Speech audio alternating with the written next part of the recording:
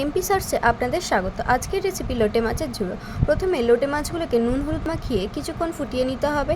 তারপর আদা রসুন বেটে নিতে হবে। তারপর একটি পেঁয়াজ কুচিয়ে নিতে হবে, 2-4টে লেবু পাতা নিতে হবে, আর একটি টমেটো নিতে হবে। তারপর হলুদ গুঁড়ো, লঙ্কার গুঁড়ো, কাশ্মীরি লঙ্কার গুঁড়ো, ধনে গুঁড়ো, জিরে গুঁড়ো পরিমাণ মতো নিয়ে নিতে হবে। তারপর সেদ্ধ করা মাছগুলোকে কাঁটা থেকে আলাদা করে নিতে হবে। তারপর একটি বাটিতে টক দই ফেটিয়ে নিতে হবে, পরিমাণ মতো সরিষার তেল নিতে হবে, এর মধ্যে কুচনো পেঁয়াজগুলো দিয়ে দিতে হবে। এর মধ্যে আদা রসুন বাটাটা দিয়ে বেশ কিছুক্ষণ নাড়াচাড়া করতে হবে। তারপর টমেটো কুচি আর লেবু পাতাগুলো দিয়ে দিতে হবে।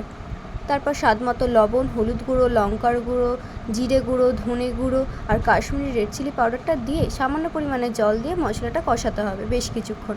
এর মধ্যে ফ্যাটানো টক দইটা দিতে হবে।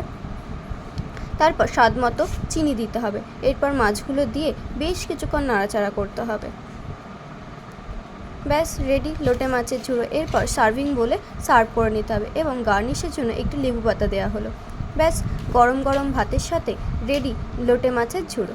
লাইক, কমেন্ট, শেয়ার এবং সাবস্ক্রাইব করতে ভুলবেন না, আর বাড়িতে অবশ্যই ট্রাই করবেন।